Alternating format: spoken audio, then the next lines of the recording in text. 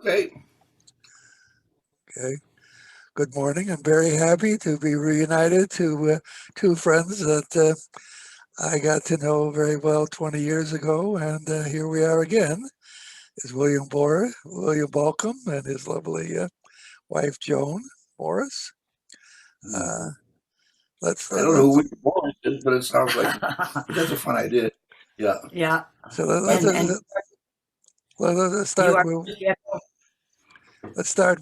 William. Tell us about your early piano playing.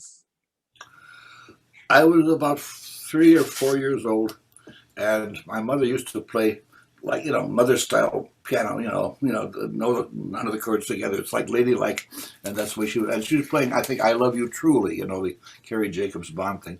And I think I'm four, maybe three, and I go to the piano and I pick out "I Love You Truly" with one finger, and they thought, "Oh my God, he's a genius." And I said, "Well, yes, but I don't know." At one point, nobody thought that Carrie Jacobs Bond was any good, so I mean, at least that proved that I had talent, but maybe not very great taste. Anyway, but very soon they decided to try to get some kind of a piano lessons for me. Finally, we were living close to the University of Washington, and my mom called the people at the School of Music there, and they worked out something. They did come and try me out and test me out, and I did. They first of all, Mrs. Jacobson was the person I would finally be working with. But meantime, she sent me to her student, Evelyn Brandt, who took care of me as a little boy, 4 years old, 5 years old, and so on, and gave me all the things. And she also knew that I was a little boy with the same kind of hijinks that little boys are prone to. So my mother would take me to my lessons. And when I got a little bit too rambunctious, Miss Brandt would make me run around the house twice and come back and sit down. That was something, and my mom would say, "Hey, I know how to raise this kid now, just to wear him out a little bit." So, I showed all kinds of things. Next thing I know, I was seeing the head of the piano department, Madame Berthe Poncy Jacobson.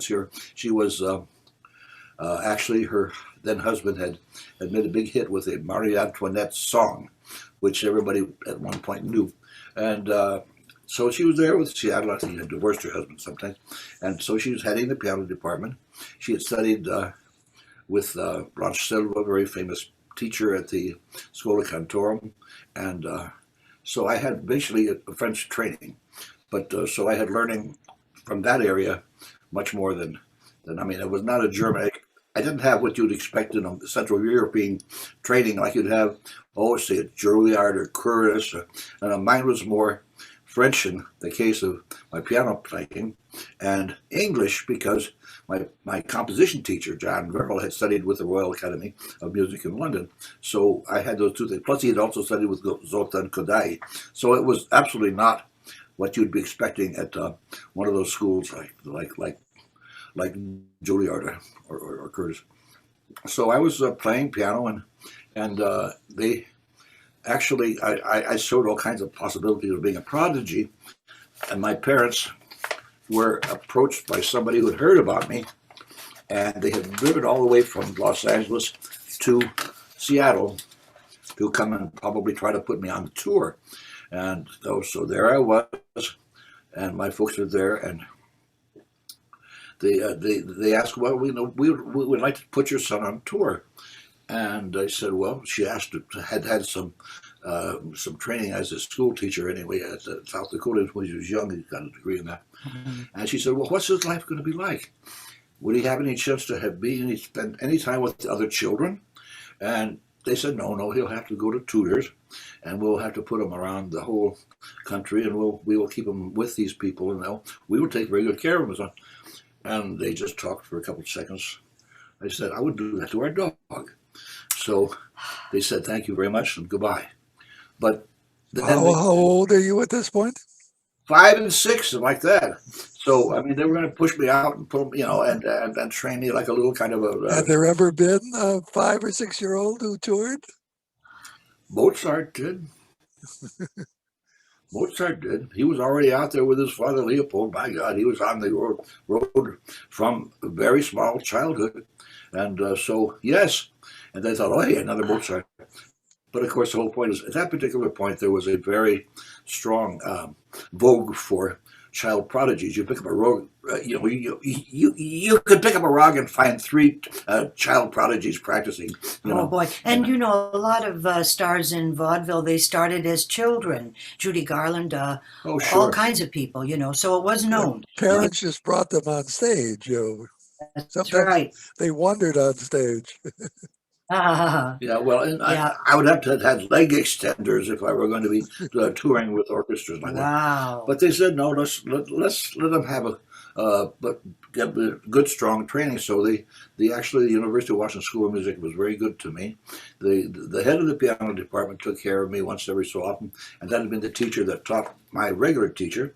And John Verrill was the head of the composition department at there. And I worked with him actually from the age of 11, and I'd worked with Miss Brandt since about 6, I guess. Mm-hmm. And then later I would go to have lessons with Madame Jacobson, who was a formidable lady. She's a little bit frightening at first, but she gave me a very strong discipline. And so I had that when I was a kid. But I was not exploited. I gave some concerts at 8 o'clock. I gave a whole, eight, at the age of 8, how about that? At the age of 8, I gave a concert at the Art Museum there. And honey, you said you did some shows for the USO. Oh, How of old course. were you? 5 and 6 and 7. Oh, yeah. Wow. So I would entertain the troops at Fort Lewis, and so I'm and oh yeah, sure. I'll be right back. I'd be there. What are you doing? What are you performing? What I performed when I was 5 and 6. God, I can remember what I played. Are you popular songs of the day? Well, I did some of those. I mean, a little bit for my parents always. They always would ask me if we went to a musical movie, would I play the tunes when I came back? And so I did try to remember that. So it was okay. I'd never been oriented toward any kind of a snobism about, classical music being ipso facto better than any other music. It was always music. And I sort of had the same attitude since I was very, very small. So it was either good or it wasn't. And it didn't matter what the source was. That's what Samuel Johnson said. He disliked nothing that was good of its sort. But did you have a record collection? Your parents have records of the day? Oh, I remember some very important ones that I had. We're talking about 1940s. It was 78s, of course. And I'll never forget, I was 7 or 8. We bought the song. No. What we did is we bought the Rite of Spring, the Stravinsky recording that had Gunther Schuller playing first horn, and Stravinsky conducting after effects. He wasn't a very good conductor, but they were all good musicians. It wouldn't matter. But I played that recording of the Rite of Spring over and over and over again, and my parents had to get used to it because it was very distant, of course. But they somehow got used to it, and they had to realize that they were dealing with somebody who was going to be more interested in the composition than becoming a piano prodigy. I always feel, and I still have, but I found that with them, I play piano out of necessity. When I find something I want to do that interests me, I never wanted to be a standard classical pianist career. There's nothing worse. You'd have to play Rachmaninoff all the time. I got bloody sick of Rachmaninoff, and that was very popular in the war because we had to be nice to the Russians. They were being nice to us. So Rachmaninoff was the easiest way for people to play. Hey, we're going to hear some Russian music. So you did again the Rachmaninoff Second Concerto until it blew to the face. I remember we bought what was then the first vinyl 78s of Rubinstein playing the Second Concerto and played that, of course. But meantime, I just wanted to absorb music. So I sat there and I learned, first of all, to be able to sight read anything, but also I learned to oralize. I could sit down to a score and hear it in my head. And so this is what made me learn a lot of music. So I went to libraries, even Everett Public Library in Everett, Washington. I think that was during the period where it was very big socialist regime, and so they made sure it was a good library, and we had some amazingly good stuff there, even in that little town. But of course, whenever I went down, from the age of 11, I would take a day off from regular school, take a bus from Everett down to Seattle to the School of Music, and I would have my composition lesson, and I would have my piano lesson I would have at her home, Mrs. Jacobson's, but the composition I would see him, Jack Farrell, at the school, and then I would have a few hours to go to the music library and I would just go through and pick up scores and read through them. That was the University of Washington. University of Washington School of Music. Mm-hmm. And it was in those days considered one of the 10 best in the United States. It was quite good. And so I was quite lucky in that kind of way. No, I had plenty of support from the beginning. And so every day, every day I was there, I would also sit in some classes, and I began to take notes on things like that, with the result that when I got into school, I did go there first. There was some talk about trying to get me to a scholarship at Yale, because people out there didn't realize that Hindemith was not there any longer. He had left in 1953 to go back to Germany, but nobody in Seattle realized that. You can go to study with Hindemith, but he was already gone. So I was very happy with what I had with my training there at it was fully careful, and I got my before I even got to the university. I had my harmony, I had my counterpoint, I had my orchestration. I worked on those things with Mr. Verrill, who was a wonderful teacher, and I owe him pretty much all of my best side of my technique. When I came to work with Darius Milhaud in 1957, I was 19. He was very impressed by my background. I had a very good formation, and it wasn't at a famous school. It was at the University of Washington School of Music in Seattle. What age did you start to compose? Oh God, I started way early as a little boy, but I don't know. I sketched some things. I remember some things I think I still have here. I did an early sextet someplace about the age of 9 or 10. But I would count my music now from my first string quartets, which I wrote from the age of 11 to actually the last one I did for 2017. This was for this wonderful conference for string quartets that was held at Montclair State, and I was there, and they played my eighth quartet, two other quartets of mine, and also the I had made arrangements of three of my rags for a string quartet. So the Harlem Quartet played that. And but the other ones I had the Arditi, which is my eighth, which is a very difficult one, which I had written when I was in Paris when I was 20 years old, and that was very tough. And Arditi was famous, of course, for doing tough music. So I had I had a good formation without having to be pressured as if I had been an exploited prodigy. Very few people can go through that and not be seriously harmed. And my folks really did not want to have me exploited. So I remember that they had gone to, I remember we went to visit Ruth Slinzinska, who had been very much exploited when she was a kid. And she said, "Thank you for not doing that to your son. I never have been able to get over the injuries that had happened to me because of being exploited when I was young." So no, I think I was very well taken care of. I was never abused. I was never coddled. I mean, I was just treated like a student from way back. But what direction were you planning on going? What were you going to do with the piano? As I said, I played the piano out of necessity. I did study piano. I learned all the literature and so on and so forth, but my idea had always been to be a composer and to be able to play things that most people who were making a living as a piano couldn't do. In those days, it was incredibly cut and dried. You started with a Bach fugue of any concert, then you maybe do the whole Chopin preludes, then you'll maybe do a Beethoven sonata after the half, and that was it. And then you would end up with this dreadful piece called Islamé, which was a big hit in those years. It was by Balikiriev, and it's just a showy all. But everybody in the world played Islamé. And so that's what I looked at what these things, when people would come to Seattle and play, and most of the time it was the same old cut and dried conversation. There was no point to, I didn't care to play what the sponsors required pianists to play in those years. So I know I didn't want to be a pianist as a living. So that was that. But I absorbed as much literature because I was interested in it as composition, not necessarily as me making a big hit playing them. Only when I found something I felt I had an insight on and had some kind of interest in trying to help promote it, did I ever break that particular way of doing things. And when the ragtime thing got to me about 1967, I felt I had an insight to it, and that started the whole kind of thing that was quite a long period of me starting to write rags from '67. In fact, I wrote the last one I wrote, which was 2015. No, and that was in honor of my wonderful wife, called Contentment Rag, because I was very content one day.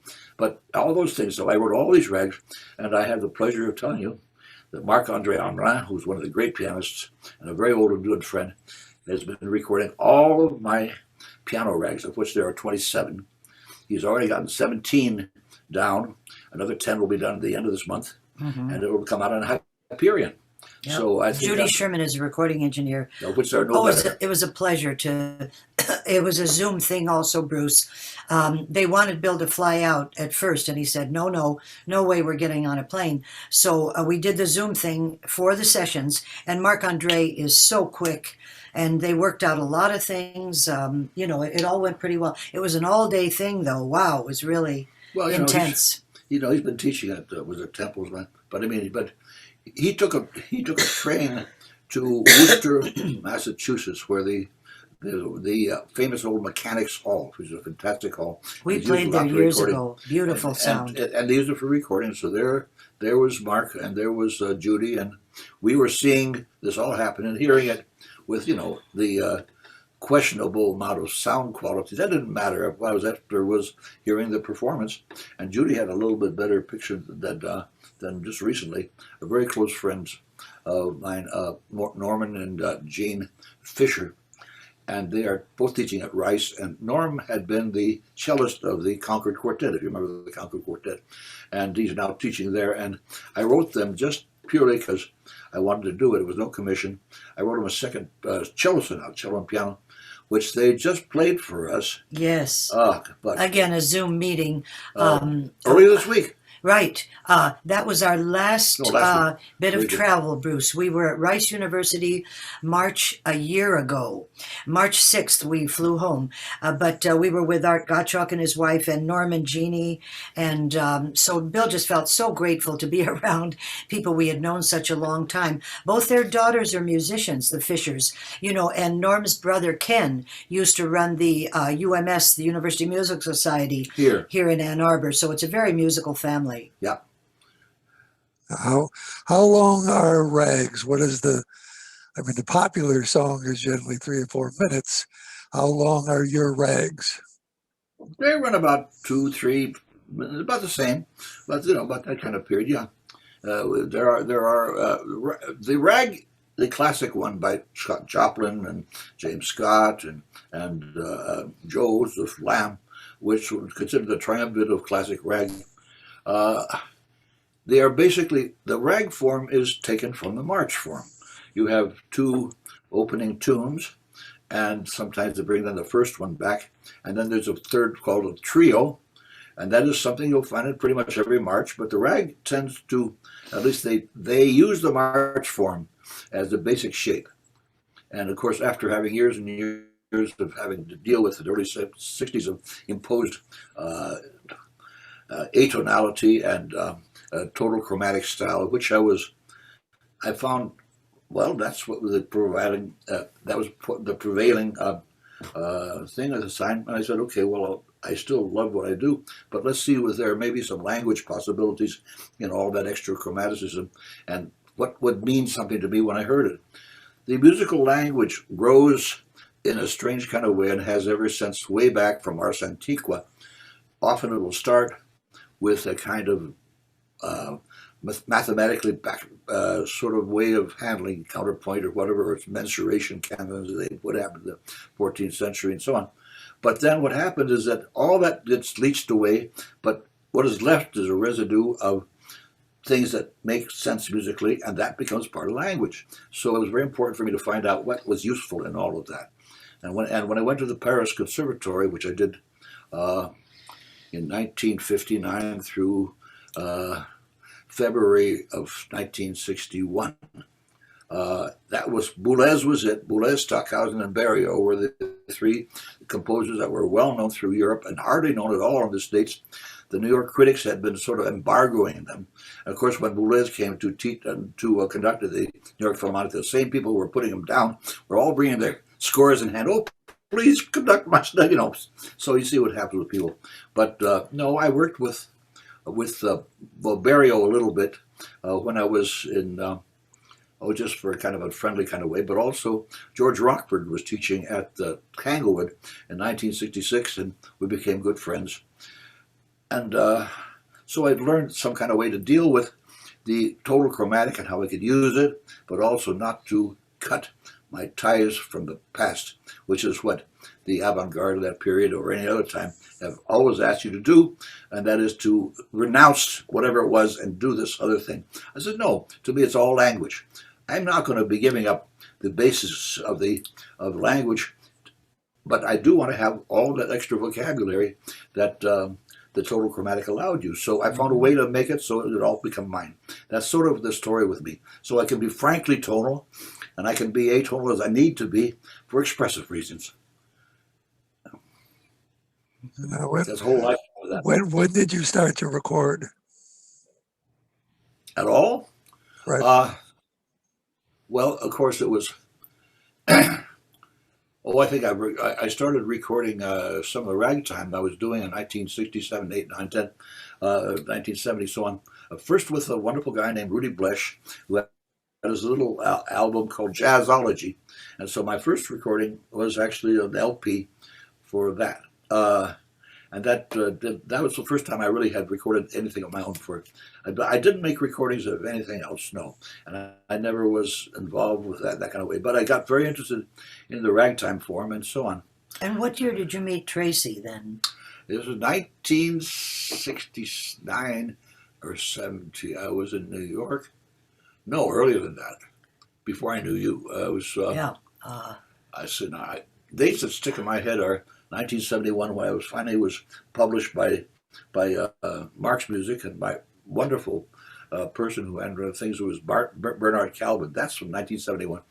But I was working with Tracy. Was Heliotrope Bouquet the first album you did for Nonesuch? That's exactly right. That'd be 1969, I think it was. Yeah, all that'll be on our website with the info, Bruce. All this stuff is there. You can find out the whole thing. So all those details are there. You can check. Can things be purchased on your website, or should they go to Amazon? How should they buy your stuff? You can. Yeah, on Amazon, I think. On Amazon. But it's all there for you to pick up, and the whole thing. There's a quite complete catalog of recordings, and of my Joan's recordings with me. All that is on there too. So also the recordings that are of me by other people, they're there too. So funny, we just got in the mail last week 2 scores, one of the published Songs of Innocence and of Experience, and one of the complete cabaret songs. This gentleman in Milan, Michigan, he's been a big fan for a long time. He sent them to us. He asked that Bill sign them, but he asked I signed them too, because I was a part of so much of this, the cabaret songs. Certainly, very much so.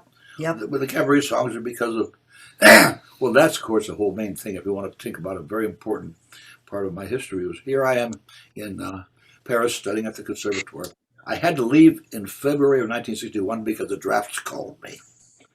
I wasn't. I mean, they didn't accept that I was going to school with the Conservatives, because it was not an American school. So the Paris Conservatoire wasn't enough. I was going to have to even go. So there I am, being told you're going to have to report to Fort Dix, and so on. And so I was having to do that. They said, well, what you can do, but you'll have to leave Paris to do this. You'll have to go back to New York and register, and actually register for the reserves. In those days, the reserves were never called up. So I said, I'll do that. So I went there, and that would have meant 8 summers with 8 weeks of basic training every summer. And then I got a call from Stanford University, because it turns out that the person who was teaching the composition department there at Stanford University, Leland Smith, was somebody had studied with my teacher who I was working with from 1957, that song. That was Darius Milhaud. And Milhaud had heard that I had had my problems, so he calls up. I just finally had to put the 2 and 2 together and figure out what had happened. He clearly had called Leland Smith and said, my boy is, he did treat me almost like a son. And so he said, can you find something for him? I'm sitting here waiting for the stacks to fall. I'm staying in the upstairs of a gallery, just waiting for the having to have to go to Fort Dix. And a phone call came out of the blue. We would like to offer you, this is from Stanford, would you like to do a doctorate and we'll give you a deferment? And I said, sure. So I didn't have to go to draft. I didn't do any kind of thing. I didn't do a Bill Clinton and do any wangling. No, if they just decided to do, because Mio had talked to Smith and he had in turn given me this, what turned out to be the first DMA. I was supposed to help them put the thing on. I already had my master's from Mills College, which was partly with Mio because he was there every other year, and then I had a year with Mio at Aspen? No, at Mills College, and at 59 to 60, and then 60 to 61. Mio had gotten me a scholarship to go to the Paris Conservatoire, which is a tiny little bourse, which was like $65 a month, out of which I had to live. But you could do that then in 1959 because if I could enter as a regular member of the Paris Conservatoire, I would be able to have all of my costs brought down to absolutely nothing. I would live like a regular student and not a foreign student, because foreign students, it was more expensive. So I was able to pass I studied with a wonderful lady who was the widow of one of the great counterpoint teachers. French counterpoint, which derives from Padre Martini, Italian counterpoint, it was the way of how you had to write a fugue and everything else, which was from Martini, because the person who founded the Conservatoire, as it was a man named Cherubini, well-known composer in his time, and everything you hear is quite good, but he doesn't play very much. But Cherubini founded it, so he put together the Conservatoire on the Italian model, and that's what I had to learn how to do it. It's very different. It's very different from Bach. So anyway, I learned how to do it, passed all the things, and was able to go for real cheap. 4 cents would get you on the metro. Your meals were 20 cents, 1 franc, and you could manage with all kinds of things. And then whatever kind of spending money, I found out somebody who had told me, there are people in these small, in the Ruhr Valley, these little towns need somebody to write music for their little theaters. So I would take a train from Paris to Wuppertal or Essen or where else I did. Dortmund was one, and there were a few others too that I did music for them. I would go there. I would talk with my bad German with the people there, worked it out. They told me how much they needed and so on and so forth. I could sit down there, and I was very fluent. I wrote the whole piece for that little ensemble. They would give me $300. I would take the train back, and they'd take it from there. I did several of those things. That bought me a nice new suit and other thing, and I could go to one of the better restaurants in Paris, and it made my life a little bit more pleasant. But that's basically what I did. So I started at that particular point, having already done some kind of stage music when I was in college. But so that's how I connected with the situation there. And I did it. Then, of course, in February, I got this axe to fall, and I had to come back to the States. Then I signed up for the reserves, and then I didn't have to because the Stanford gave me this wonderful 3 years of freedom from the draft, and it was still always on my back. In my town, they had to have a certain kind of quota, and here was this guy. Who does he think he is? Going off teaching, studying in Paris and so on. So they really came after. It was like I felt like Jean Valjean, and here's Inspector Javert, who was a guy who was in Everett trying to get me, drafted. So but that was the whole thing.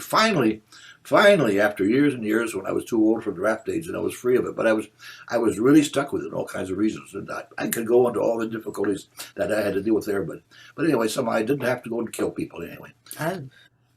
So you're in New York, and tell us of your early days in New York after that. Well, I started being sort of connected with the New York situation from actually when I came back in February 61 to have to go to the draft, I thought. And I was suddenly put into this whole terrific coterie of people. Well, it turned out to Mio's son Danielle Mio, who was a painter and a sculptor, and also I have some of his drawings, and we have two of his sculptures in the back, and Danielle and I became fast friends, which is amazing because that was also arranged. I was invited by the Mios to a little place on where I would go study in Pigalle on Boulevard de Clichy, and he invited me, as you know, to have dinner with Madeleine, and he wanted to have me meet his son, Daniel. So that was a kind of a brokered friendship, and we looked at each other. What are they trying to do? But meantime, we became fast friends. We're friends all the way up to his death, which was in 2014.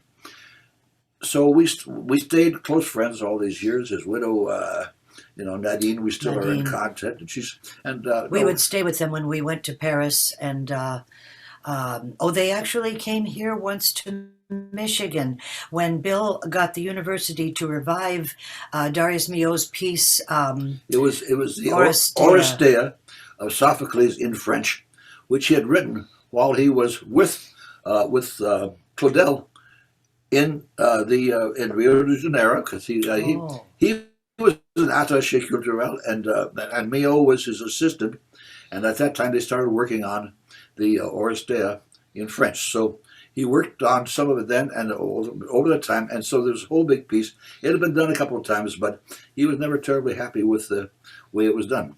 So I vowed that I would try to get the university, because there was a reason. We had just, in 2013, was the 100th anniversary of Hill Auditorium, which is a big hall on the University of Michigan campus. It was designed by Albert Kahn, got wonderful acoustic and so on. And they thought it would be a good time to do something like that. So I badgered them into doing the Oresteia, but in French. And as luck would have it, we had this wonderful girl, Delphi. Sophie Delphi, right. Sophie Delphi, who was a graduate student and who knew the styles that were involved, including the récitant style, because there was a place in there where Milhaud calls for it to be recited in the style. And you have to know how to do this. And so Sophie knew exactly how to do this because she had grown up with it. And she also was able to correct many of the French. We brought in people from the Met to sing parts, and she helped them on their pronunciation. Yep. And it won all kinds of prizes. Yes, and so it won all kinds of prizes. And you can buy L'Oresteia d'Eschyle. It's on sale at Naxos, and you can buy it now. So I was very proud to have that done. And Daniel came out to hear it and be with it. And the next year he died. When you were in Paris, did you have a chance to see Edith Piaf? No, I couldn't. Actually, there was one time I was almost able to go. You've reached the answering machine of William Bolcom and Joan Morris. I'm sorry, this is a message, and your call will be returned. My phone will ring too. I don't know how to stop it. I think it stopped. It stopped. It's okay. Yeah. Anyway, so where were we now? Bruce asked whether you had ever seen Edith Piaf. You know, it's strange. We just learned "Non, je ne regrette rien." I learned it for a concert we had in Paris a few years ago, and oh my God, what a story hers was! What a Lord, yes. painful life. I mean, she had some great loves, but then that guy was killed in the plane crash. Oh. Well, actually, you couldn't get. You turn on the radio, and Edith Piaf, she was on it all the time, and you kind of got sick of it. But I might have been able to go to her, what turned out to be her last performance at the Olympia, and I could have seen that. I wish I had, but I didn't. But I did go to other things. I went to a number of things all over Paris because it was cheap. You know, it would cost you essentially about £1 to get anything, because I had this Copar thing, which I just flashed, which is something that came from being a student, and I kept it, and I was able to use it even later. I was so grateful, Bruce. Bill coached me on "Non, je ne regrette rien." I just loved singing that, the attitude of it. Non, rien de rien. Non, je ne regrette rien. Anyway, the anger behind it and the positivity, really. I got a big kick out of doing it. We only did it for an encore in Paris because I was nervous about singing it to the French people. The minute I started the chorus, the whole audience joined. Start singing along with it. Yeah. Oh, it was wonderful. So it was a wonderful way to kind of make a passport too. I mean, My French is still quite fluent. It is a French of 1959, 60, 61, so it's old-fashioned. Harry Matthews, who was a wonderful writer, his wife, she didn't like to speak French with me because it made her feel old. Because I was using the language of when we were all kids, and I'd never modernized. I lived in Paris, in the early '60s. That's all. But I have not kept any kind of place with that, and I didn't have much connection except that I would do, and I had done radio interviews with the RTF, and my French is still quite fluent. And so, we were able to do those things, and it was great fun. I remember when we were first dating, we went to this bar, and Bill started talking French to the bartender. I looked over, and I'm like, who is this guy? Because I couldn't understand. Well, he was a French. thing. Well, but I mean, looking at you. Actually, it wasn't that way. I think it was Isabelle Fanchon called me, and I picked up the phone. That could have been one time, but I remember that one time it was a bar we didn't usually go. We just stopped in for a quick drink. And the guy was French, and so we talked. And so Bill, all of a sudden, I look at him. I'm like, who is this guy? Right. Can't understand him. So that's what. Let's go a little back to Joan. Let's go to your early days and how you got involved in the singing. Okay. As a little girl, I was very, very shy, Bruce. I didn't want to get up in front of people. I remember the first time I did, I sang How Much Is That Doggy in the Window for a grade school class. And I remember I had this fake smile on my face. Oh, it was horrible. And people were always trying to get me to sing. I remember one of my birthday parties my mom had for me. I must have been 11 or 12. All my friends said, okay, come on, you're always singing. Sing for us. And I said, okay, but everybody's got to turn around. I didn't want to be looked at. So maybe that's why I felt so comfortable recording, no audience out there. So after I graduated from high school, because I couldn't try out for stuff. I remember the first time I tried to audition for something, I tried to sing the intro 3 times. I couldn't even make a sound come out. And the nun said, that's all right, dear. So I was just in the chorus. I went to an all-girls school in Portland, Oregon. But the lady that taught voice there, oh gosh, I got to think of her name. Ellis? Joanna Ellis, yes. After I graduated high school, I had to get my first job. And after a year and a half when I was earning money, because I would give my paycheck to my mom, I decided I was going to spend some money on me. And people always told me what a pretty voice I had. So I went to Mrs. Ellis and I said I would like to start singing lessons. So she had me sing a little something for her. She was just floored. She says, oh my heavens, if I'd known you had that voice, So I worked with her for about a year and a half. And then Portland, Oregon. And then she had me audition for 2 scouts from 2 different schools. I actually got scholarships to both. One was, I think, Portland State or Portland University, and the other was Gonzaga. And I had never been away from home by myself before, so I took the one to Gonzaga because, I wanted to, go away from home. It's in Spokane, Washington. And I had the most wonderful teacher there, Lyle Moore. He had been the conductor of the Gonzaga Men's Glee Club when it was #1 in the nation. And he had kicked Bing Crosby out for misbehaving.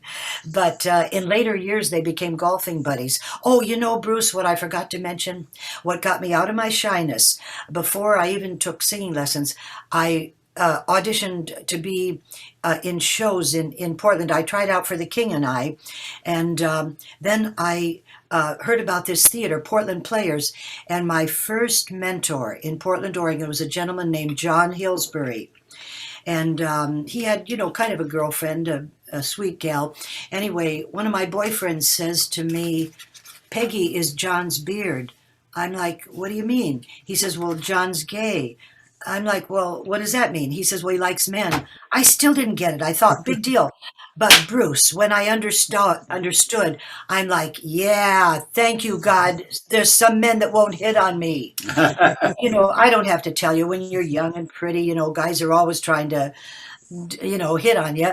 Anyway, but John Hillsbury, it's because of him that I was able to play small parts at first, and he taught me all the stage behavior. He had been a contract player for MGM, and his makeup guy had made up Joan Crawford and Betty Davis. And so when I was like 19, 20, I looked like I was 40. I would have these big eyebrows they would put on me. But I learned how to make myself up because of John. I learned about attitudes, and John was the most wonderful player. He also did Santa Claus every Christmas season. He was celebrated as the best Santa Claus anywhere. And he worked at a men's club at night, so he was up all night. But because of him, I did my first theater. I got up in front of people. I never did get over my nerves, Bruce. I probably told you that story before. One of her students said to Sarah Bernhardt, "Oh, I never have nerves." And Sarah Bernhardt said, "You will, dear, when you become good." Anyway, so John, what were some of the shows you did in that period? let's see, Springtime for Henry. We did, one called Hop Along Freud. John had this thing called Theater Caf. It started at 11 o'clock at night on the weekend. Citius Altius Fortius. It was cabaret for Portland, Oregon in 1961 and 2. My God, this was out of another world. Anyway, let's see, what else did I do? Oh, Good News. I was just a bit part in that, and my boyfriend, we were a couple in the show. And then I started to work with Mrs. Ellis, and then This is all still in Portland. all still in Portland. And then after a year and a half with her, that's when I tried out and got that scholarship. I had been out of high school 3 years, so I was by the time I went to Gonzaga, that my classmates, they were in their junior year, and boy, that matters a lot when you're those ages. And both of the years at Gonzaga, I had, let's see, they did Three Penny Opera. I was Polly. They did Kiss Me Kate. I was Kate. They did, Deborah Carr, the part, The King and I. I always had the lead. And I would talk over all this with Lyle Moore. I told him I was thinking of going to New York because I felt, well, I can sing and I can act now. I want to try out. So Lyle Moore said something I never forgot. He said, well, you can stay here and be a big fish in a little pond, or you can try your wings. So that fall, instead of going back to Gonzaga, I took the bus from Portland, Oregon in October of 1965. It takes 3 days and 4 nights on the bus. And man, was I hungry to lie down flat when I got there. Where did you stay when you first came to New York? First, I stayed at the Y on 38th Street, and then I had a job waiting. I had been a long-distance telephone operator. Prizes. Oh, I did, yeah. I was operator of the month, and I talked to the other girls on the board in New York, and one of them told me about a place run by these nuns on 21st Street. I was living at the Y, and then I moved in with this old lady for a month on 9th Avenue. And then I heard from my friend about a place on 24th Street called Jeanne d'Arc. And so I checked it out right away. $7 a week they charged for rent, and that included breakfast. And the nuns, when they found out I could sing, they were so happy. I had to sing in the choir at St. Vincent de Paul. Vincent de Paul, that's right, on 23rd Street. Right on the street. And so I... Because you were in 24th, you walked around the corner. 24th, yeah. Mm-hmm. Yeah. And so I could walk home to where I lived. And after my sister graduated high school, she came to New York, and she lived with me. And then some other friends came, and we got an apartment together on 20th Street. And when I met Bill, that was some years later. 32. Yeah. I did a little off-Broadway show called The Drunkard. Barry Manilow was music director for it. I saw that show. Remember the song, You're kidding. Have another drink, because you drink that, you drink it. Oh, for gosh sake. He was playing the piano, and nobody knew who Barry Manilow was. That's exactly right. So you saw it. Maybe you saw her in it. Well, you could have. I played the daughter. They always pick on me. They never, ever let me be. I'm so awful lonesome, awful sad.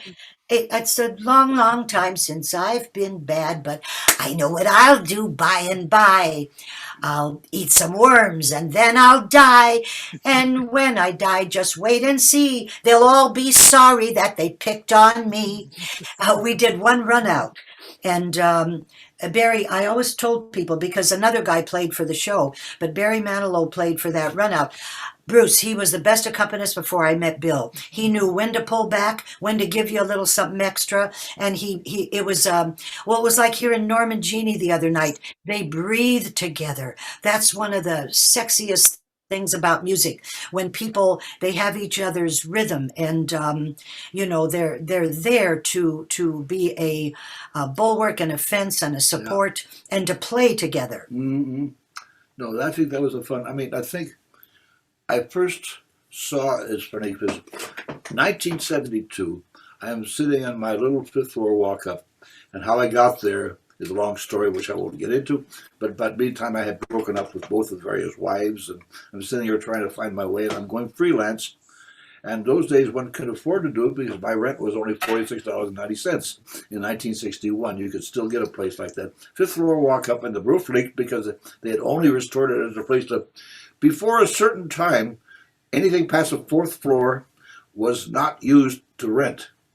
And then they suddenly started doing that, and I think I was the second person to rent the fifth floor walk up on this one place on Christopher Street, right across the street from the Theater Lease and then the Lease Theater Hotel.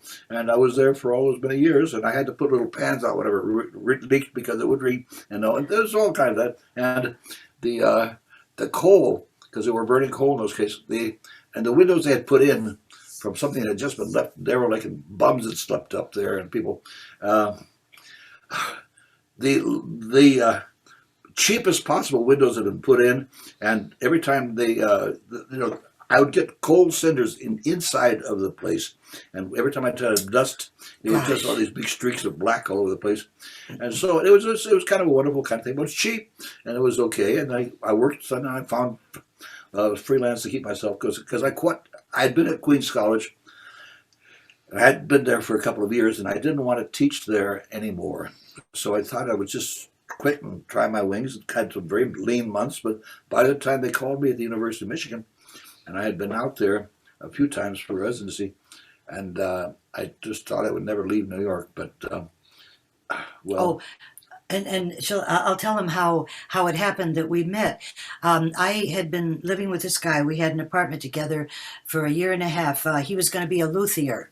And it's because of him, Bruce. I didn't know modern music that much. My grandparents, they always played the radio, but it would be classical stuff, So Jeff, my boyfriend, was the first one.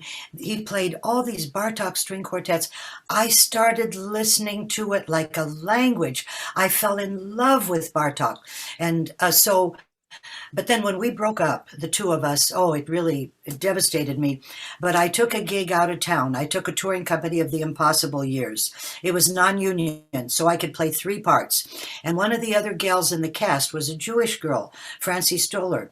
And when we got back to New York, she met and married this Jewish guy, an artist, and her husband said when she got pregnant with her first child, she had to become an amateur matchmaker, a shotgun, and she introduced 6 couples, and 3 of them ended up getting married, and we were one of those.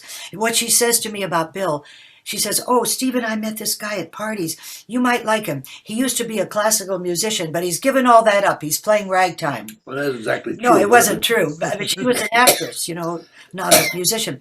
I thought, well, I'll meet him. We'll see, So she took me up there.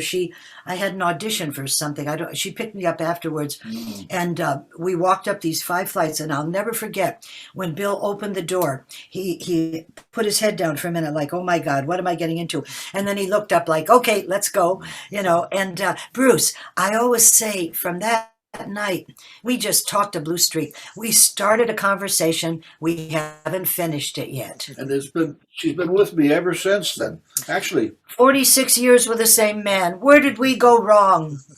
very soon she moved into my little tiny fold-out. I had this, this folding what do you call it, a sofa Oh, that you yeah, make a sofa sort of bed. bad bed out of, and I had that.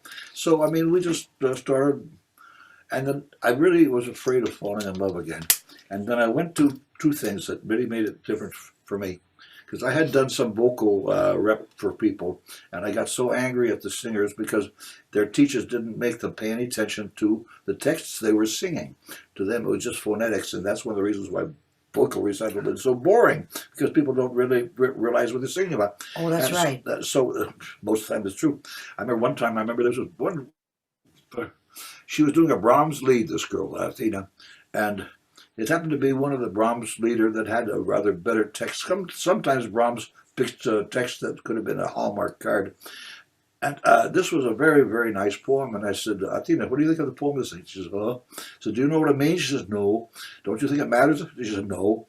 And I had run into something, and those things just got so infuriating. Well, you were an actress. Right. And so I went to see two things. First of all, you said, I'm going to be playing.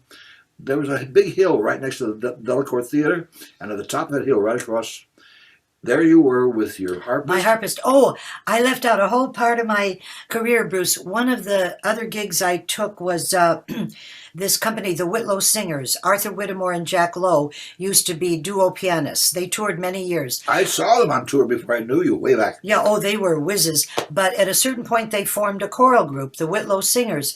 And they had a bass player and two pianists and a harp player, Jay Miller. And Jay and I became friends, when we got back to New York.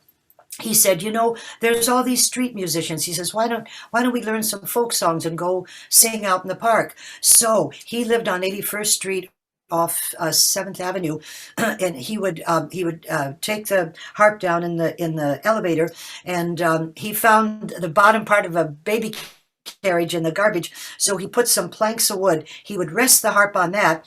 He tied a rope in front. I would pull it into the park, and we would set up. I would sit on a blanket or something, and he would sit on a orange crates, and he would play. We would gather these big crowds. You know what taught me how much an audience appreciated me? Going home afterwards and counting the money that we made, quarters, dollars, dimes. I thought, wow, this is how much people like me. I think that first time we made $90 for 2 hours, yeah. Oh boy, what a thrill that was. Oh, and then, Jay, we got a gig out on Fire Island at a restaurant called The Monster. And one day the manager of the Carlisle Hotel was there, and he said, gee, you guys are terrific.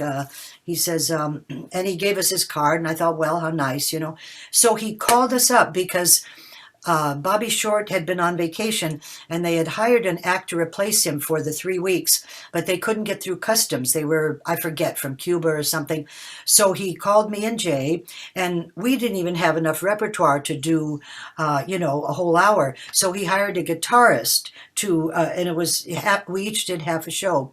And then after Jay and I, that's when I met Bill, the week I started at the Carlisle, and he got us another gig at the Waldorf Astoria at Peacock Alley, and Jay and I played there 10 weeks, a long time. That's where I got to sing for George H.W. Bush, the father. He comes running up to us when we're coming off stage. He says, he was staying there. He was staying at the Waldorf. That's right. He had an apartment at the Waldorf. He says, gosh, I never heard of you, but you're terrific. And anyway, so when Bill got his National Arts Award, I was able to tell George, I sang for your father. Anyway, and I forgot the connection. The guy that put me on to... when I was going to the American Academy of Dramatic Arts, I could only afford the night school. I was working with a phone company, and then I tried out for a scholarship. And the people that awarded it, Alexander Cohen and Jessica Tandy, Cohen gave me his card, and said, "Come see me afterwards." But anyway, the man that I worked with in the day school at the American Academy, his name was Clifford Jackson. And I told him I was looking for a voice teacher. He said, well, I'll ask my teacher. I don't know if she's taking any more pupils. And that was Federica Schmidt-Svevo. She was from, not Vienna, from... Trieste. Trieste. Sorry. Oh, my brain. Anyway, she I would start singing for her, and oh, Bruce, the stuff she taught me. She had me read the translations to all the Italian and the German and French songs I was doing. She knew I didn't speak it. Get this. Her husband's brother was a man named Ettore Schmitz. He took the pen name Italo Svevo, and he hired James Joyce to teach his children English.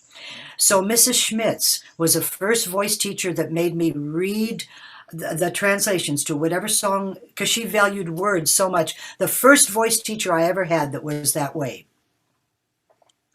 So I was fortunate. She was already in her early 80s when I started working with her. So then, having seen her there at the Waldorf, I said, this is the kind of voice I've been looking for, because we were going together, and I was trying not to fall in love, except that there she was, singing the way I'd always hoped someone would sing, which was giving full value to the words along with the music, which very few singers do. That's one of the first things he said to me. He wasn't ever going to get married again. It was too painful. All I could think was, thank you for being honest with me. We're only going to be together as long as we're happy with each other, you know. So we neither of us put pressure on each other. But you know who talked us into getting married? Bill's friend, Eubie Blake. You know, Bill took me to meet Eubie shortly after we met. He was working on that book. In Bill's little apartment, he had a table, a long table. He would have 3 piles of work. He was working on his 9th string quartet, the orchestration of Treemonisha for Wolf Trap, and Reminiscing with Cecil and Blake. Which is a book about Eubie Blake and Noble Cecil in those early years.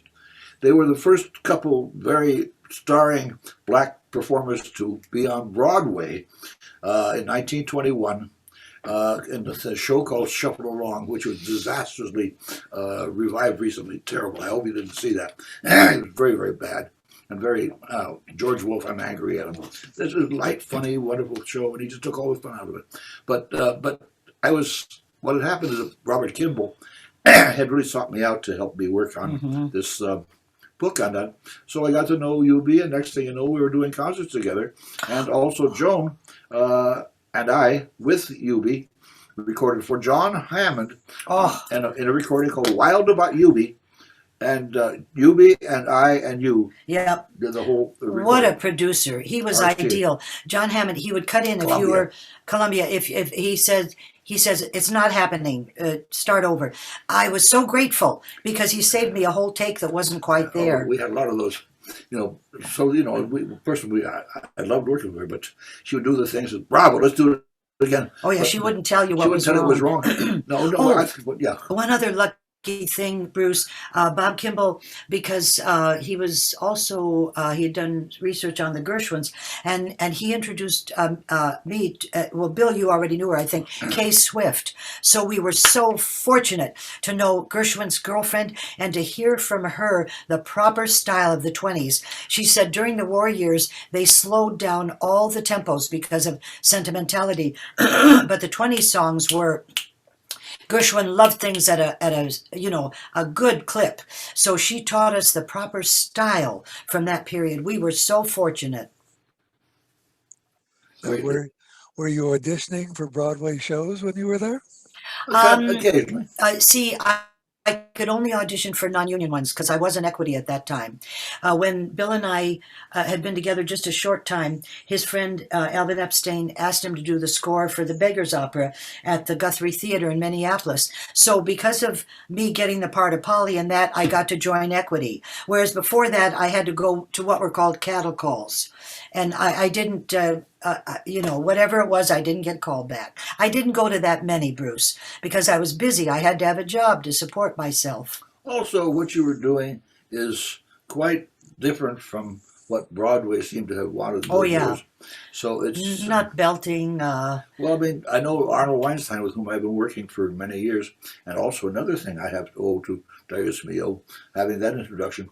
And Arnold had always hoped to try to make a kind of a Broadway hit, but by the time we started working, Broadway had become essentially much more of a kind of show off kind of Broadway thing, and it was much more interested in production values than much else. So, Oh God, I'm trying to think what I was just reading. We've been reading so much stuff, Bruce.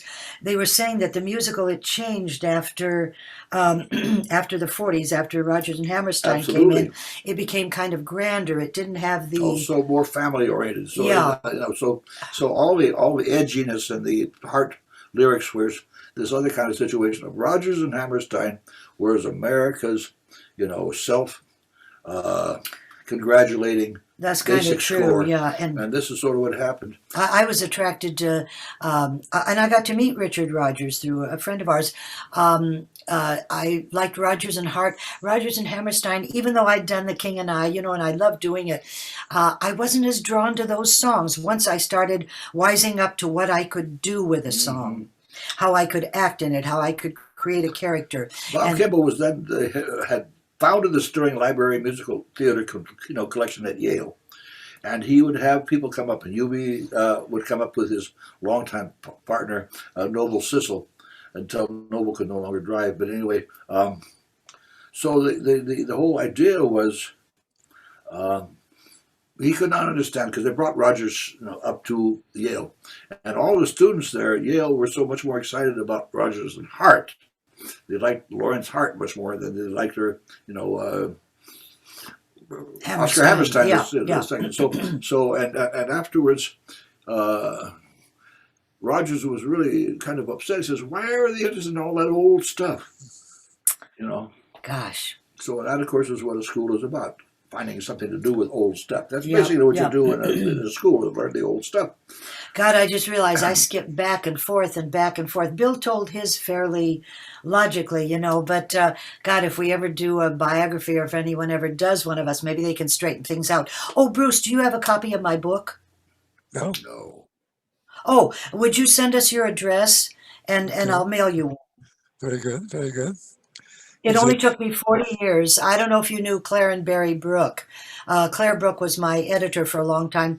She passed some years ago. Her brother, Bob Kessler, took over the colophon. It's Pendragon Press. My book is called Let Me Sing and I'm Happy, the memoir and handbook of a singing actress. And it covers your entire life? Only took me 40 years to do it. My life, and also it's me as both a performer and a teacher, Bruce. Because that was the other part of my life, doing this class called Cabaret Performance here at the U of M. Oh, I had some wonderful students. I loved putting the classes together. I would make them do little joke sequences to learn about timing and listening to the audience.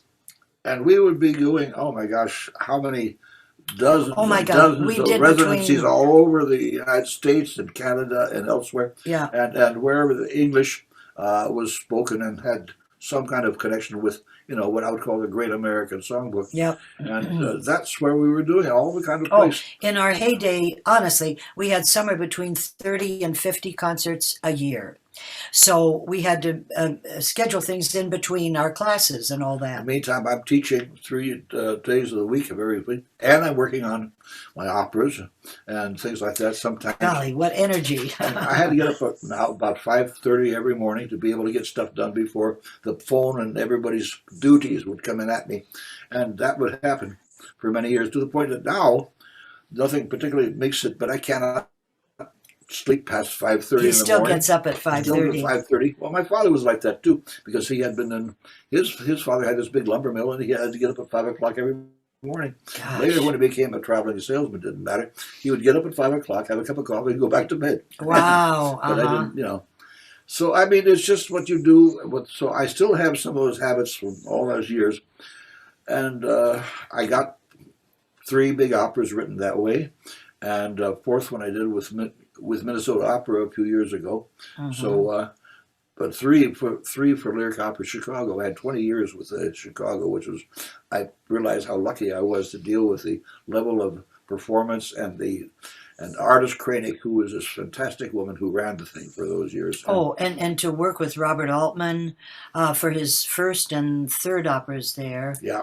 And the third one was A Wedding, which is a movie of Bob's. And then you did one for the Minnesota Opera, Dinner at 8. Yeah. Just a few years ago. So, you I know, was surprised.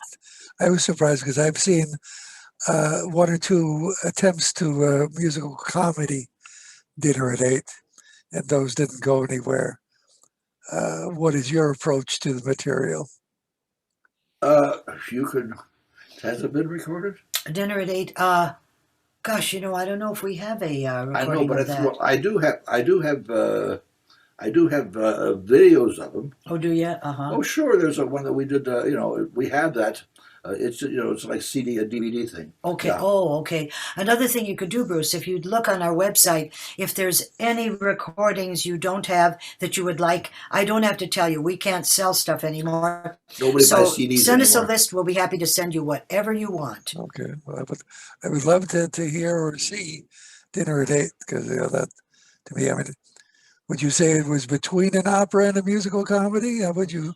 Somewhere, because I've been always trying to work toward elements of both, and so I think the dinner day is really kind of the most fusion part of thing that I've ever done. Arnold had died, you know, in between, so he worked with Mark Campbell on Dinner at 8, and Mark is very hip to styles and all that. He is the go-to librettist. He's done about 50 librettos. And that's something, So, well, he's incredible how busy he's been. So no, but it was always, to my mind, I'd had so much work in theater over the years, either as a composer for it or involved with productions, and I always felt that was what important about theater versus opera was the interest in the verbal content Yeah. and the way you'd sing it, so you'd be sure to get the words and all those things. That so finally, this is what I loved about you, Ed, because first I could hear that you really cared about the text. And that was very rare among classically trained singers, I can tell you. Well, there's been exceptions in every profession. I mean, think of Maria Callas. She acted Well, beautifully. she was one of the first exceptions, actually. That's right. That's right. Yeah. So I knew that possibility was there, but not many people honored it.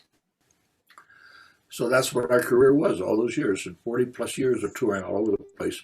About 2011, I remember you and I looked at each other and said, how many more years do we want to do this? Well, exactly. So, and, I have to say, even though, yes, we are stuck home, to have as much time as you want to, all the books we collected over 40 years never of had a chance travel. to read. Now Exactly. the The things we're learning. You read a wonderful biography of Boss Hart. And, I was looking at, what's and her not name? Act One, which is a great book, but this is Yeah. but this is a really fine biography and much more comprehensive. Yeah. So it's just been a kind of a strange kind of. I've had one foot in the theater pretty much all my life, and at the same time classically trained, and I'm interested in all of that. To me, it's all music. It's a question of why not use what you can to express what you want to in the language that is best for expressing it. And that's kind of what the whole business of songs of instant experience, which of course is multi-styles, but these are the styles that were suggested to me when I decided to set the whole thing, which I'd wanted to do from the age 17 on. And I finally finished it in 1982. We premiered it in 1984, and then it's been done 16 times or something all over the world. Then came out the big recording in 2005 with Leonard Satkin conducting, and that is on Knoxville, so you can get it there. With the result that since everybody can go buy the recording, and it's taught all over the schools and so on, it hasn't been done since, because here is this definitive recording. You can get it. In fact, among those things, we can certainly send you a copy if you don't have it. Well, I do definitely have that. But tell us about the shows you wrote with Arnold Weinstein.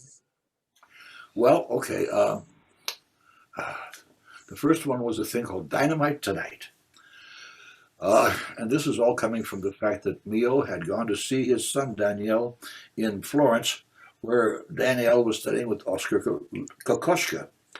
And they started talking, and here was Arnold, who'd become a very close friend of Daniel's, living also he was on his second year of a Fulbright, goes into 2 years Fulbright. I mean, this was quite a rare thing. You'd hardly find them anymore.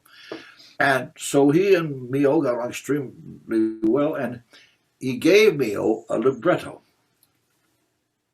which was called The Comedy of Horrors. And it was a kind of a very theatrically oriented kind of thing about people stuck in a bunker during a war that went on forever, and nobody remembered why they were fighting. And this was the whole thing. And out of this came a whole idea. He said, well, this can't be just done with regular opera singers. Let's find actors who can sing, which means that when they sing, they sound like themselves, and you can get the words. So we had this all-star cast of people that were amazingly well versed, and some of them were Alvin Epstein, who played the sergeant, could sit down and play a few of the Goldberg variations, so he had some kind of background. And the number of people I was working with, and they were all incredible, Barbara Harris, and they all were so apt, and they all gave all the values to this thing. So the premiere of Dynamite Tonight was at the Actors Studio Theater on West 44th. And it became one of those things we had to add extra notes to. I mean, extra, that's before I knew you. Add extra nights because everybody wanted to see it. And we had all-star audiences.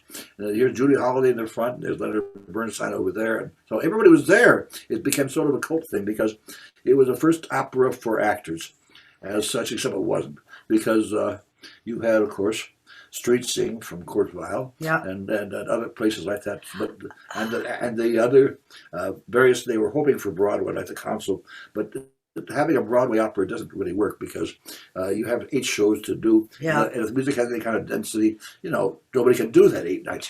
I love the story you told about when you came back from Paris on that boat, and Arnold knew when you were coming, and he was having a party for you. And I had no idea because I'd written them, and I said, I'm coming, and I'll be arriving at such and such a time. And he never answered because many writers don't like to write letters, and he was one of those. Dr. O was like that. Never wanted to write letters. Gosh. So anyway, so here I am not knowing what's happening. I'm getting off the boat. This fellow comes up. His name is John Gruen. He was then one of the critics for the New York Herald Tribune. And he says, there's a party in your honor. I don't know anybody. I get there, 1961. It's on 57th Street. At that party were Willem de Kooning, Larry Rivers, Jane Freilicher, the most prominent painters.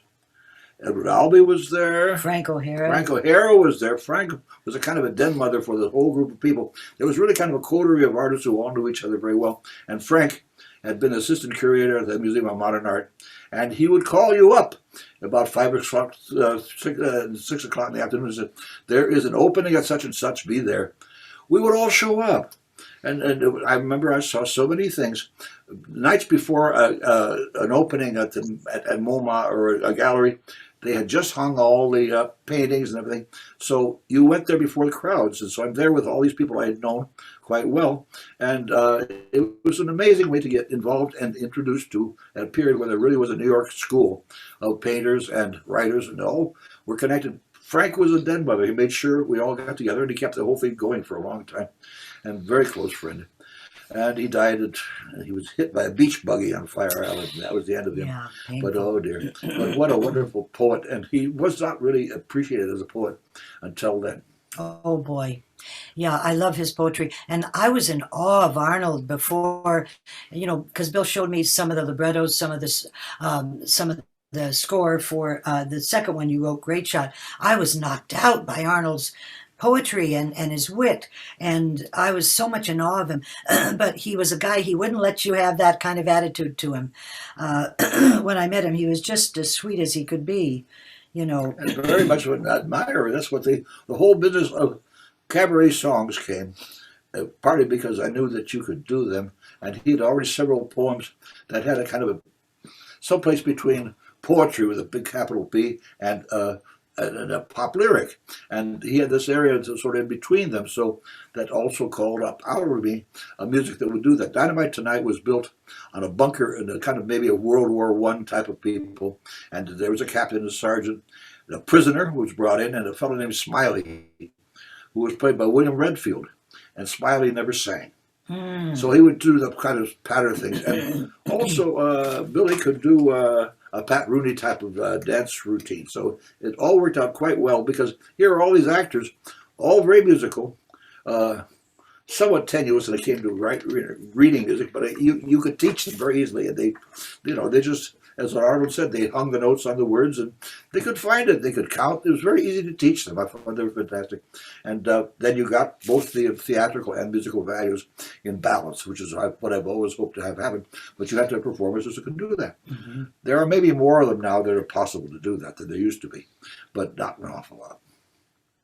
But with Arnold Weinstein, there weren't cast recordings of the shows, but then you incorporated them into your cabaret recordings that you and Joan did. There is Casino Paradise, which you have recordings of. That's a show they did right later.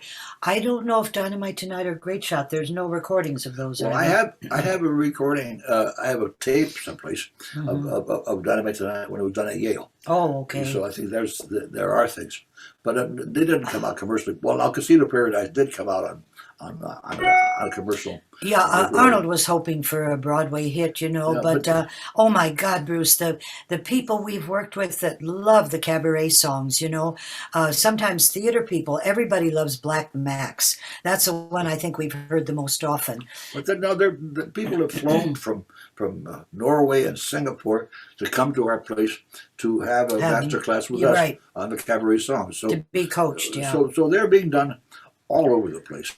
We just did one last month with this girl in Texas, was it? Marie Smithwick. Oh, I forget where she was from. That's right. Yeah. So But anyway, and she had a certain dramatic ability, a good singer, but she's on her way to finding something, and that's what's worth doing, to talk them through with the performer. Maybe your example has had something to do with. I mean, I remember where. Andrew Porter, who became a friend, she felt that you were just about his favorite American singer, period. Oh. Because of the fact that she gave equal importance to what she was singing about as to what she was singing. And that's a very great rarity. And now I think it's probably less and less. There are some people who also have shown more.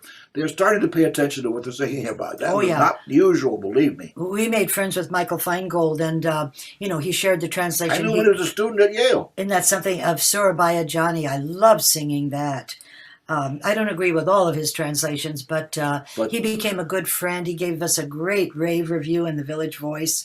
And, Porter gave us a rave in the New Yorker. Michael Steinberg of the Boston Globe. Michael Steinberg. I got to perform Facade with him. He was the critic for the Boston Globe. Great writer. His wife was Georgia Flizanis. I think she's still around. She plays with one of the orchestras in the Midwest. Oh, have some more water, honey. Sorry, we're due for lunch, but that's okay. How are you doing, Bruce? How are you feeling now? Well, it's not easy in Connecticut. I need a walker to get around, so Wow. I'm kind of trapped. I got my second COVID shot. Oh, That's good. good. Ours is coming up in March. Yeah, we had our first one last week, so March 16th. We have the next one. But lots of our friends haven't gotten them yet or have just started to get them. I need a cane all the time now. Right, and I walked with a cane for a while there. I had a bad back. Thankfully, there's wonderful people here in town. I saw this one doctor. I still do the exercise 3 or 4 times every day, and it keeps my back aligned, thankfully. So you do what you can. But right now we're sort of in lockdown like everybody else. Yep. And I'm catching up on a lot of reading, and I haven't written much of anything for a little while, but only till the end of October. My last piece so far was that second fiddle sonata. It's a cello sonata, which I just heard them rehearsing on Thursday last week. Oh, beautiful. And there's a commission that will probably come through from this chamber orchestra in Texas. So we won't say more about it. It's bad luck. But that's the so he's got a possibility, yeah. But meantime, we're just we're not touring. We're not. I feel I'm back to my early self. I mean, I was a big reader. I was always reading. I used to memorize poetry, so I feel in some ways, I know this is ironic, but even though I'm old, and yes, there's days, oh my God, why does that hurt? But I feel that there's a side of me that's coming out that is like my young self. I finally found a song I want to learn again. You won't believe it. It's Savannah, Hard-Hearted Hannah, the Vamp of Savannah GA. I found a songbook. I had forgotten. Shayna Alexander was his daughter, and we stayed with her when we did this gig out in Long Island years ago, and she dedicated the book to us. So I was looking through it again, and I thought, gee, that's really cute. I mean, I'm not like that, and I don't think I know anybody like that, but it's fun. The words are great, so I'm going to learn it, and that's the first thing I felt like learning in about a year. And we have nobody's calling us for concerts. I think our last. Oh, well, we did have an offer from Hong Kong, but it was some kind of Christian organization that wanted, and Bruce, they wanted us to fly there in April. Are you kidding? Given our age and. Well, not only that, nobody wants anybody to come from America. We are still, we have 500,000 people have died from COVID. And our wonderful last president said, "I'll be over in 2 weeks." 500,000 people have died in America because of his negligence. Well, I won't even start with that. So that's the whole problem there. Yeah, no. So anyway, we're not touring. We have no kind of, but we still like to do things. We did 2 little home cabarets, by the way, to help a local thing here called Carytown Concert House, which is kind of a grassroots group of people, a little kind of L-shaped room built out of an old flop house. Mm-hmm. And we gave the first concert there the year it we opened. Did. It started up. We've always been friends with the people 30 that run some it. years back. Yeah, So- and we were going to do one on my birthday, February 10th, and then we were having our haircut with this other friend of ours. She's Jewish. She's a real Jewish mama. She said, "What are you guys, nuts? You know, going out to do a thing, be around people?" So we thought, you know, and we had just been sent a tape of a gig we did out at Songfest in Los Angeles in 2012. It was me and Bill, John Musto and Amy Burton, and Will Sharp. And it's a wonderful concert, Bruce. So we gave that to the lady at Carytown, and she put that on my birthday night. So it's a concert. You can still see it. Log on to carytownconcerthouse.com, and then live at the 4:15, and there we are. And yeah, so you can see that. We have, I see those 2. There are these 2, what we did in our house here. A couple of friends shot this, and Joan and I did this about 40 minutes show. Yeah. And then the other one was a little longer. We did one October, one in November. And she wanted one every month, but Bill's like, no. You know. No, we're sort of, de facto retired. We just say retired and says nobody's been calling us to work, so therefore we're retired. Well, where could we work? You know, there's no place we could go. There's no cabarets open exactly. or anything. So here we are. But I guess what I'm saying is neither of us is completely over, you know, even though, yes, we are, I always say semi-retired, but, you know, we are what we are. But I'm putting together, we'll have another little show, at least one. I don't think we'll ever do another album, but we'll, you know, you can't predict the future. No. Now we're in Great Shot and cinema. What was the other show? Casino Paradiso. Casino Paradise. Yeah. Paradise. Casino Paradise. Were there any people that I would know in those casts? Let's see. When we did it for the the Casino Paradise, the original was done with. Honey, who was that actor? Well, wasn't our black friend? Andre DeShields. Andre DeShields was in the version that was done at the ball. He's the Wiz. No, he is awesome. See, now he's a singer actor, first class. Oh, absolutely. Yep. He's on He's been in now. a lot. He's on Broadway. That's right. Now. He's down there. He's just waiting. There you go. That to come back. Well, listen, we all have hopes. I'm knocking on wood as I say that. Well, nobody's called. That's okay. Yeah. Meantime, we're sort of enjoying not being pressured. And, you know, when it looked like we were going to be talking about de facto retirement, and I knew you were upset at first, I said, no, there's a joy. Now I just have to do, because we're okay. We've worked out sort of a kind of in fact, I just got a wonderful. Oh, yes. This prize. He heard from Northwestern University, Bruce. This is the biggest prize Bill has ever gotten, $100,000. It's over 2 years. We'll have to do 2 residencies. That's all. So we'll do a tiny bit of performing there and probably work with students, and you know, you'll work with the composers. And the Chicago Symphony will do one of his pieces. Oh, yeah. So all that is really in the works, and I'm happy to say. Yeah. Meantime, oh yeah, And we did get that offer. That was a gig, honey, for Hong Kong. that would have been But we great. decided not to Well, and first of to all, travel in April. No, but also I don't no. think that we would have been able to get out of the country to be able to work. Yeah. That is just one of those things that just never would have happened. So that's all right. In the Let's, meantime, what? let's talk about the two recordings I did with you on the Harburg and Oh, Kern. they were I great. don't know how did it, if I was involved, I forget how I got involved in it to begin with. Do you recall? Gee, I don't remember.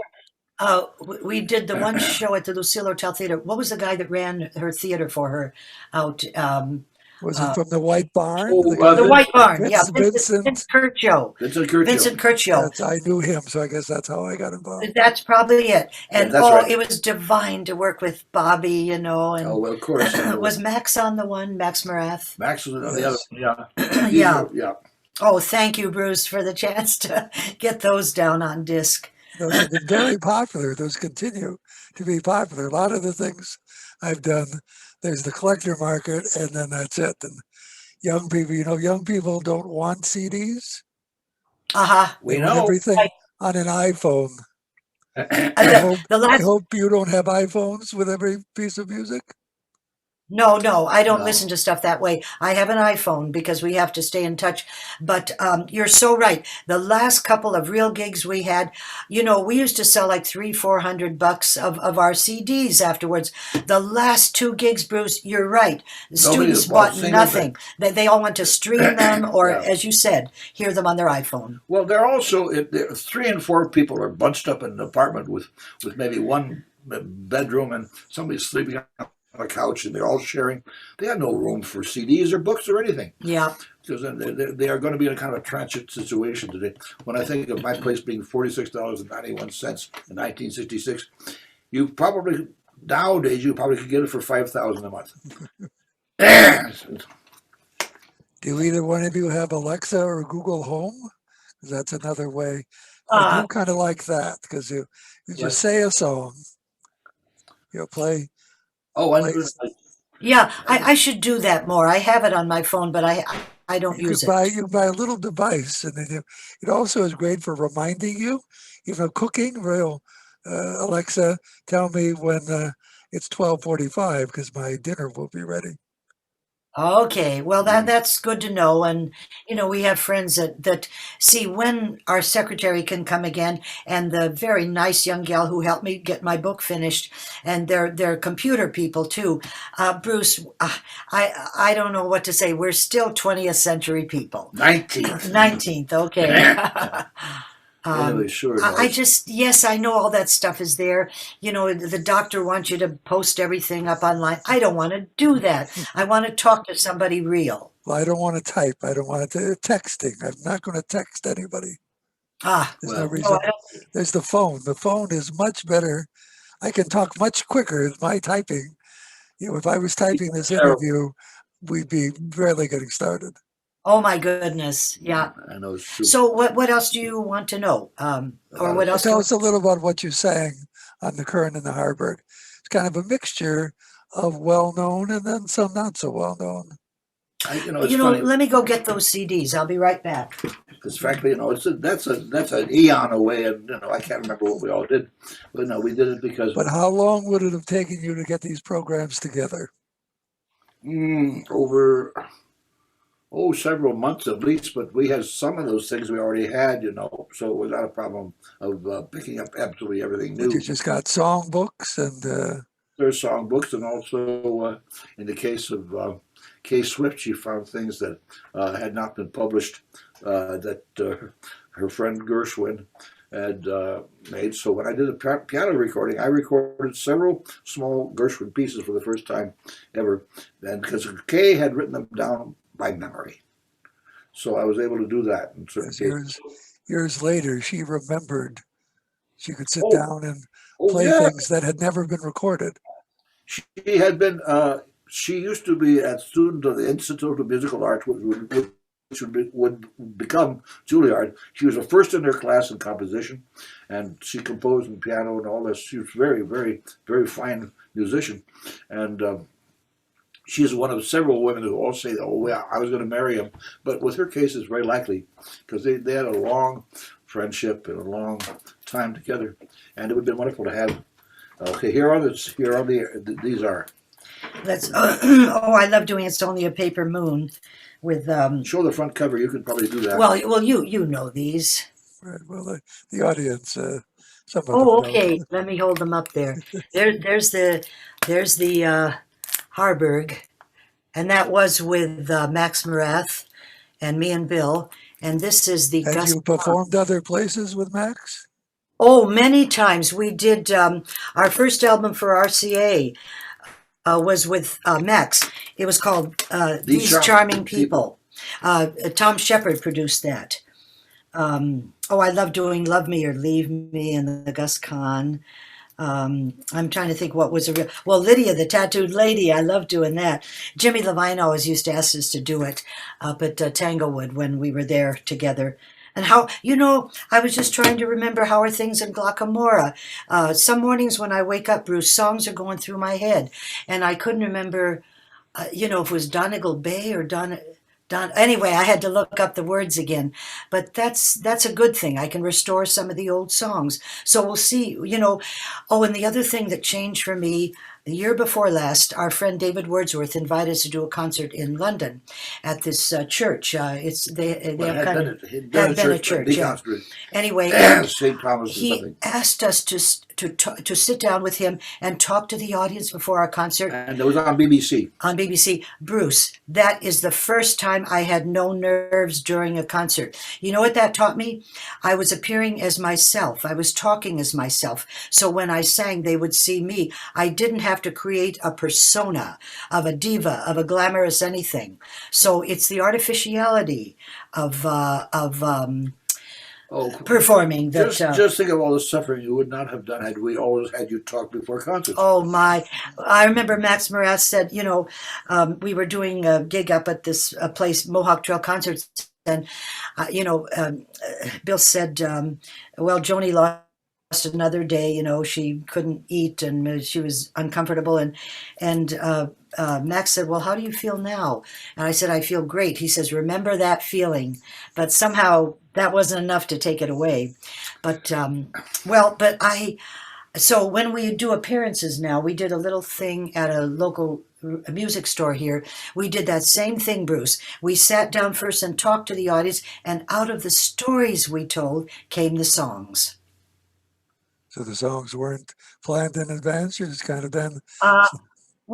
We had kind of a list of things we knew we could do, but once in a while there'd be a surprise. I mean, there's some songs I could do like that. I can sing always, anytime, day, night, morning. But the fact you remembered the Drunkard song, that's incredible. Have you sung that song in all these years? I'm guessing you haven't. I have for me, not. maybe. No, yeah, maybe for Bill. Yeah. Yeah. Oh boy. Well, so Bill Bailey, won't you please come home? That was the other song I did in the Drunkard. Oh, really? Yeah. Weird, yeah. Well, it was kind of a combination of this and that, wasn't it? Yeah, it was, yeah. So anything else you need to know? Or? Well, I don't think we've really touched on McTeague. That's quite impressive.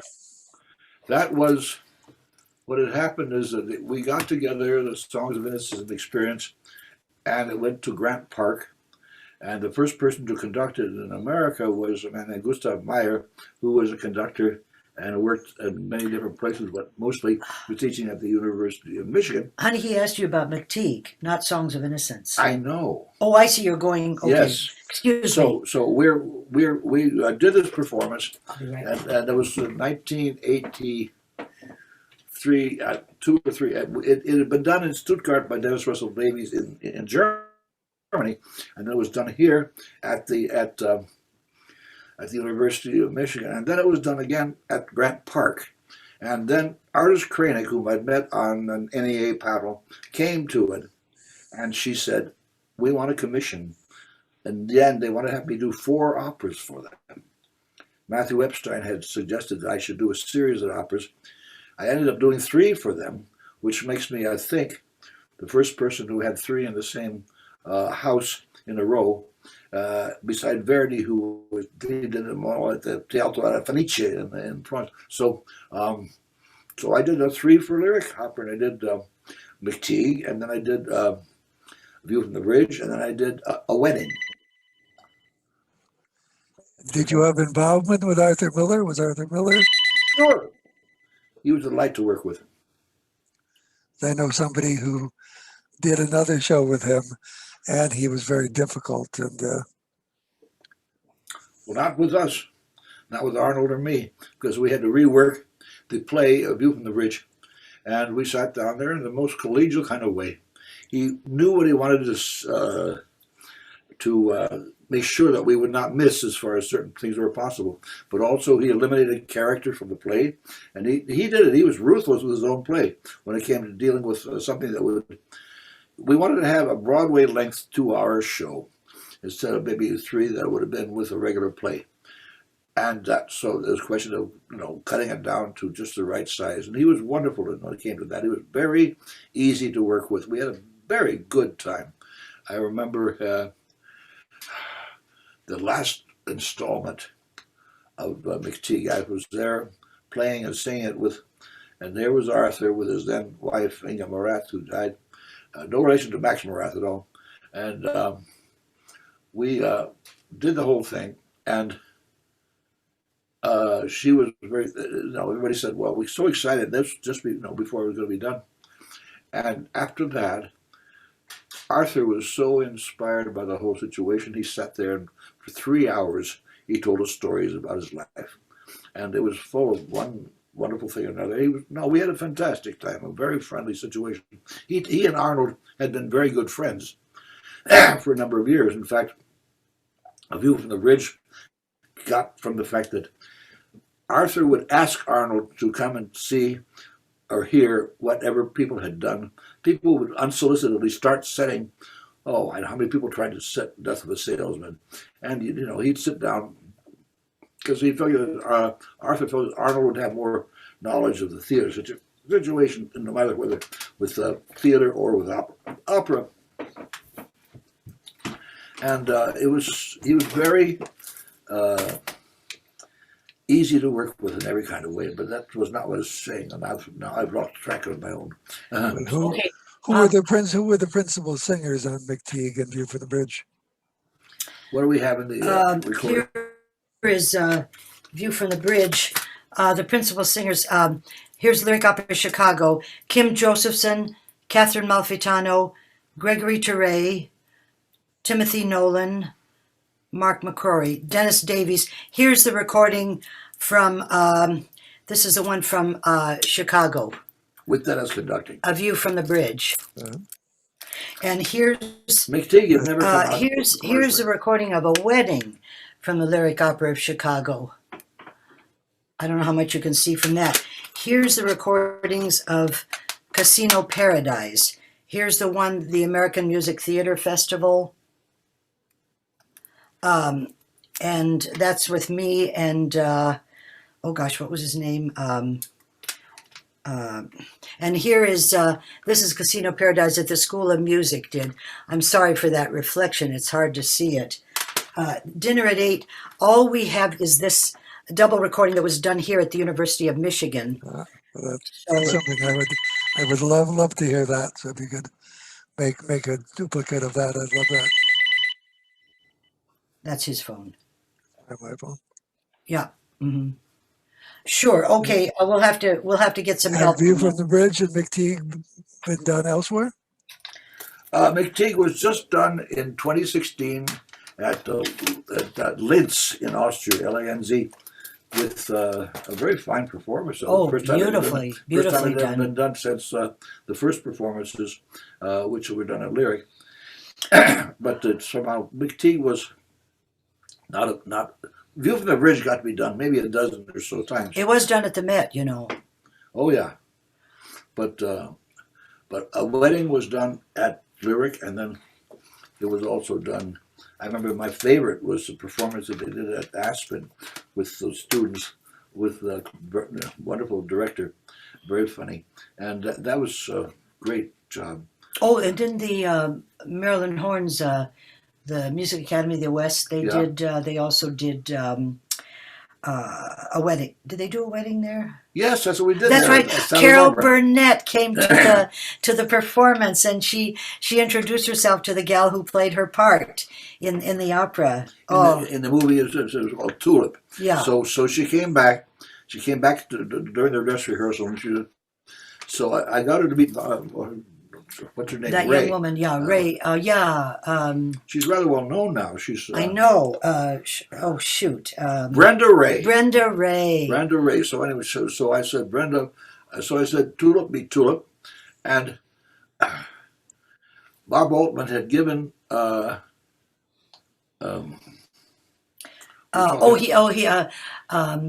Someone.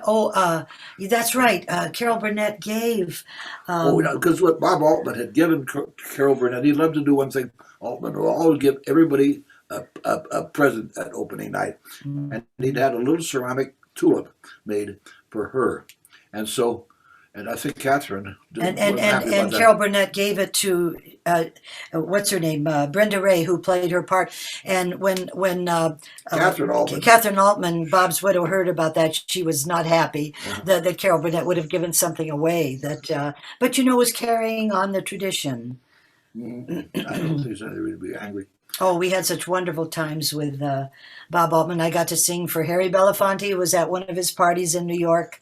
Oh, they were such great people. And it was a kind of it's been a lot more probably involved with theatrical things and operatic things than with regular classical world at all. But I was always sort of one foot in both anyway. So somehow, you can have a hybrid career now in some way or another. Maybe you couldn't have done. It's just that it didn't bring me lots and lots and lots of money, but we're comfortable. We're fine.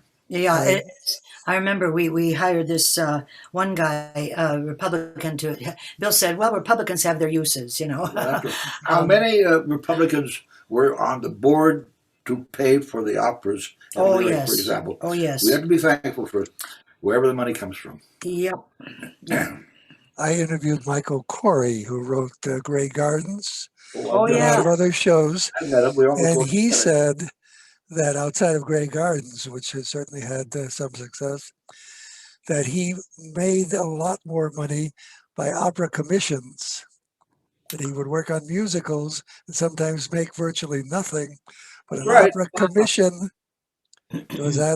would you advise composers who are interested and capable of doing both that's a good idea? He said he paid the rent with opera commissions. Wow. It's true. I made much more money from opera commissions than I ever did anything I did in theater. It's true. No question about it. Oh, and see, that guy, our Republican friend, he got us to set aside every concert. He said, now put this aside. Oh, you're talking about our financial advisor. Our financial guy. And, how we've known so many people that, they're Republican or conservative, but they're good people, Bruce. It's hard to watch what's happening. Well, let's not go there. Nothing to do with politics. Art is thankfully its own world. Yes, we do need help from money people. Things have to be paid for, but well, that's always been the same, hasn't it? Yep. Yeah. Haydn having his wonderful, supporter. Well, because he had just finished out his job at the Eisenstadt, because his son, the son of the count, had no interest in Esterházy. The son didn't want the orchestra anymore. But meantime, published music was coming in. Haydn was starting to make money from recording and from publications, and also this Mr. Salomon from London commissioned all those big symphonies from Haydn till the end of his life. So he did just fine afterwards, and he wasn't just purely waiting for anything to come from the Esterházy people. We did perform, actually, you and I, and mostly it was me doing a thing for the Haydn. Oh yes. 2009 was the bicentennial of his death, So I got there to Eisenstadt, and They flew us there and back first class, which doesn't happen that often. And Pierre Boulez was also in the first class. And so I had a chance to say goodbye. Because yeah, I had met him and dealt with him, and actually Mio had introduced me to him, and he was very polite and courtly to me. Although he didn't care much for for Mio's music, but he was a very difficult guy, Boulez, in many ways. But he had become a little bit more tractable at the end. But no, I had talked to him, and he had actually premiered a couple of pieces of mine. So I really nothing shameful about that. there was a recent review of some books about Pierre Boulez, and Bill wrote a letter of commentary to the New York Review of Books. It was published in one of those issues. Yeah, he was a man to. He really had kind of frightened the whole musical establishment in Europe, and now, of course, all of that passes. It's amazing when you think about it. Yeah, because he really had everybody by kind of a vice grip. That's a whole other world too. But I mean, so I have really been involved with all kinds of different things over the years. Whatever came my way. Yeah, that always knocked me out. You treated all music the same, with respect. It was either good or it wasn't. That's right. So I didn't care what it Never was. mind style or, what was the going, But I was whatever. interested. What I loved was collaborating with performers. Oh, yes. That was exciting for me. Always the thing I loved the most. But they froze him out when he did a residency at UCal Berkeley. Oh, my. One of the students also worked with Paul Chihara, Bill's old friend from Seattle, who's a wonderful, composer himself. He's done music for movies and Broadway, Shogun on Broadway. And Paul asked one of the students, well, Mr. Bolcom was there, in that period, why didn't you study with him? And she said, our teachers told us to avoid him. He was evil. Because I wasn't writing what I would call old-fashioned avant-garde. Yeah. This stuff. And so, I mean, we did that. In 1961, I had come back from Paris. And so I knew this music, which is only being played in California, it was embargoed in New York. The critics didn't like it at all. Once Boulez got a job at the New York Philharmonic, it was all changed, of course. But but the other thing was always the where am I now? Oh, let's see. We're talking about styles of music. Styles of music and who is being performed and where and why and what the politics had to do with it. And I just really didn't care about all that. I was terribly interested in the scene because it seemed to be very transitory. So for whatever I've been able to do what I wanted to do, we managed, and that's all I really cared about. We got to see pieces being done. I love the interaction with the performers. I love having an audience. I love the whole thing that Yo-Yo Ma talks about, the sort of like electric current that goes in a circle between the piece, the performer, and the audience. Yes. And keep that electricity going is what it's all about. Yep. So I actually did a recording because they didn't record Shogun. There's no Broadway cast album. But I became very good friends with June Angela, who was the lead in it. Uh-huh. He had done King and I with Yul Brynner, and a lovely lady. She was on the Electric Company as a child, and was on a show called Lovely Ladies, Kind Gentlemen that I started to record, and unfortunately I think it's never going to be finished. But so I was happy we did some songs from Shogun on the recording. Does Paul know about that? Oh, sure. Oh, yes. Just a couple of songs. He's always been a dear friend. We've been friends since 9 years old, Paul and me. So because he was in Seattle, I was in Seattle, we were all both asked to come, both age 9. Everybody. He's about 6 weeks younger than I am. And there's 1938 was a sort of annus horribilis of American composers. So many of us are all born that year. We didn't know. So anyways, where we were talking about by Paul Chihara. Oh yeah, they had that thing at Tanglewood, all of you together, And that's when I first had seen him after years. But we've been friends off and on all those years. Mm-hmm. And now he is in New York, and we're still in contact very much. Oh yeah, his wife Carol Landon. She's the granddaughter of Anna Leon Owens, who was Anna of the King and Siam. That Anna. Isn't that something? Yeah.